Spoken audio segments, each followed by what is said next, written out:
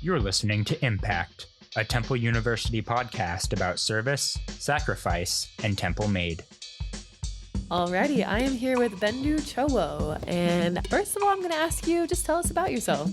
Okay, so my name is Bendu Chowoe, and my last name is pretty dope. It means war, and ironically, I'm in the military. I'm in the Air Force National Guard. I am a second semester sophomore here at Temple University. Go Owls! I'm studying psychology, a minor in cognitive neuroscience, and a certificate in applied behavior analysis. And it's about me. So your last name means war. Yes, ma'am. I actually didn't know that. So where are you from? What is your story? How did you join the military?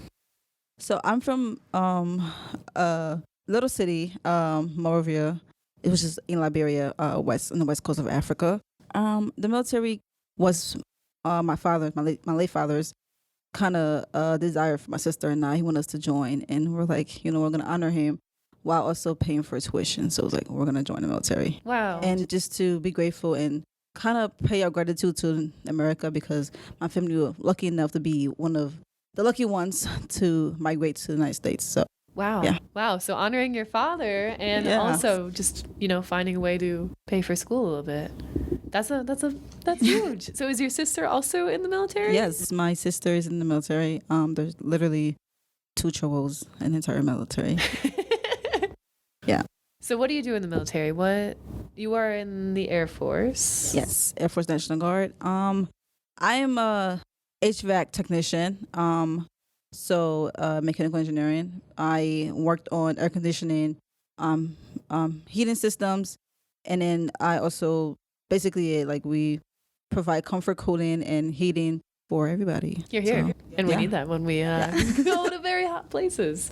So what did your friends and family think when you, obviously, in honor of your late father, but did your friends have any thoughts when you joined the military? Do your peers here at Temple have any thoughts when you say, I'm actually an airman? When the military decision was made with just me and my family. It wasn't really brought to light until after I graduated. Mm-hmm. People didn't know. They were just like, where'd you go for 6 months? Mm-hmm. You just moved away. I came back. And they were like, oh, God. But I think initially at Temple, people just see me as like a student, which is great. But when I told them, they're like, what, you in the military? Like, you're so small. And I'm like, okay. But like, yeah. So I think oftentimes people look at me and don't think that, I can be able to go through basic training and just be able to do these crazy military things. And I'm like, I'm sensitive and I will literally cry about everything. But I think I put aside my emotions to really focus on what the military means to me, and to be strong and to be a warrior, which is what we're called in the Air Force. So I think people are generally surprised when I tell them the military, but they're like, I can see that. So yeah. And so I know you recently had a deployment. If you can just kind of give an overview, of course, where you went, if you can, of course, if you know. Yeah, so, wow, it was all God. It was crazy. I was in Saudi Arabia for about 6 months. Wow. And then I happened to be in Qatar, or Qatar, as we Americans say, for about a month. I think my experience was pleasant. I learned a lot, and I feel like I came in with an open mind. I was like, guys, I know nothing but this job. And they were like, okay. So I just came in with just a blank canvas. And then their knowledge and everything I learned just became like the paint that just made this canvas really vibrant and beautiful. And I think that Saudi Arabia was really welcoming, at least the people, and I really realized how amazing, how powerful the United States military is. I would not want to be on any other team. So it just makes me feel so powerful as a warrior to be I'm a part of this team that's respected across the world. And it's just I just feel that the reason why I'm wow, I'm in this incredible team, on this incredible association. So yeah. Also the Saudis were actually really welcoming. We went outside and we was not really immersed into their culture, just kind of it was a gentle foray, a little sneak peek into the culture. And they're just really welcoming. They're just respected us a lot, which is a whole lot of good hospitality. And yeah, so Qatar Qatar, I should say, incredibly humid. Like, it was ridiculous. It was like 120 degrees with just like probably 80% humidity. It was so humid. But I didn't learn much. Qatar, I was just there before I went to Saudi Arabia. But I think being in Qatar made me appreciate Saudi Arabia, like the weather. So you had to take a semester off of school to go on this deployment, which, you know, you are one of very few students who deploy during the semester. How was it transitioning back to Temple and back home after those 6 months? Oh, I think being away for such a long time, like, I was homesick. So, and part of home for me in America, it's Temple. So I wanted to come back. And I think that it was just the fact that I was like, I miss the American things. Like, I miss the normal things. So transition for me was quite easy because I realized what I've already experienced. So it helped that I already was a student at Temple. So I was like, I need to go back to this. I miss school. I miss friends. I miss like learning. I miss it in the classroom. The most difficult transition was probably like the time difference. I was literally had a jet lag for a month. It was crazy. So I think, honestly, for me, I'm just always like looking forward to be in a place surrounded by people or just doing things. So I feel like I was ready to come back. I was ready to be part of this like new but old system. So it was not that bad for me. Yeah. So I'm actually going to reverse reverse here. And I want to ask you about your transition into that deployment mindset. Like when you arrived on your deployment, what was that integration period like? And how did you manage that homesickness and really hone in on the mission that you had over there? Wow. Okay. Surprisingly enough, I think my experience were like counterintuitive. When I first got there, I was like, yes, hurry, let's do this. And in month like 2 or 3, I was like, okay, I miss home. So I think I had to like when I kind of got into the rhythm and schedule of like an 8-hour shift, like 5 days a week, 6 days a week actually. So I was like, oh, like this is it. But then once I like worked into a little bit, I was like, okay, I miss home. So I think I really had to call my family, keep talking to my mom, my sister, and I was like, the encouragement really got me through. And I think just like realizing that the reason why I was there, it means so like mission focused, of course, over the mission, but it was for me to really understand my job and to grow and come back and like help people, like teach and actually like become like, hopefully a sergeant soon.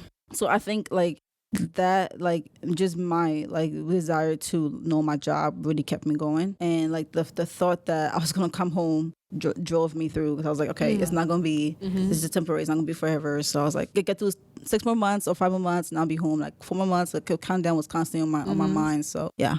Wow. Yeah. So. Again, unlike any Temple student, a very, very, very unique and selfless deployment. So what are your future military plans? Oh,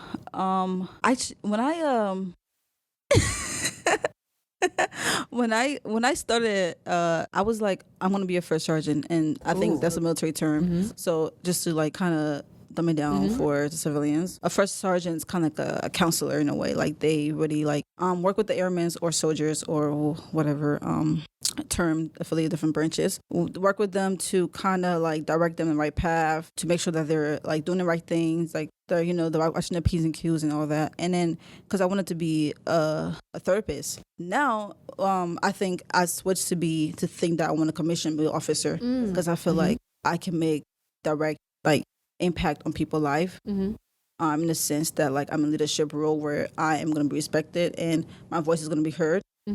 Not to say the first sergeant would not be given that, but just a different platform. So I think that I think and I hope my plans match up with what God has for me.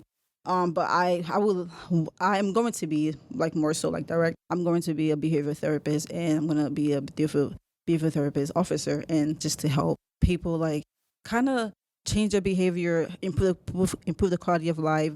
Interventions that can actually help people like resist addiction or kind of come away from depression and just walk into like a better life. So that's how I see myself. That is awesome. Yeah. That is awesome. You know what I think? Gosh, I just love hearing the story of all of this. And if you could name one impact that the military has had on you in a positive sense, what would it be? One impact. Wow. A positive incident. I think, honestly, before the military, like I was always motivated. but I didn't have like I guess to say like there was no direction in my life. So I feel like one thing the military has taught me is that you like have to have plans, or you have to know where you're going, and you can just like get up and go. So I think that has really helped me. Even basic, you have to have a plan, a schedule, and just really be like on top of things, and just not be so rigid in a way, but like also to be just on top of things. So I think the military has taught me that you can be motivated and just like alert, but you don't be no work done if you're not on a path or don't have no direction. So yeah. And what impact do you think you've had on your unit, on the military itself, like you being you in with your unit and your fellow airmen? What is something? I think people like often think like mistake me for being active duty. So it's like, wow, you're so motivated. And I think that's what most people say. It's like, I'm a motivated guardsman, like a weekend warrior to say. But I think that me going out volunteering for a deployment that I had no business doing, people like to see that there's more we can do. And we're not just gonna be like staying by. We can actually step into and accept the mission out there and actually like play a role. So I think I would like to say I hope I motivate people to actually learn their jobs, but B, like do more for the military and give more time and more of themselves. So yeah. Thank you. Oh my gosh. Do you have any parting thoughts That's crazy. for anybody at all? I mean, I'm gonna like put a little like thing out there and say join the Air Force National Guard. Join the Air Force in general. This is not a paid. It's not a paid. I think for me, like coming from a place like being raised in Liberia, I understand what it means to be poor and understand what it means to not have resources. So like coming to America and still being in the situation that I was, but now my class may be changing. I think I want to tell people that if you're in a position where you don't like your current situation, there's always ways to change it. Military may be a path, may not. It could be going to school, it could be starting a business, it could be something else. But it's like there's literally always a way to improve your quality of life. So I just want to tell people like, do what you got to do. By the end of the day, if you're not comfortable, if you're not happy, if you're not like taken care of, if you're just not like content, then change your life. Do something about it. So yeah. You're here. Yeah, I'm here. Thank you, Bendu. You're welcome. We appreciate you. For more information on military-affiliated students at Temple, visit veterans.temple.edu.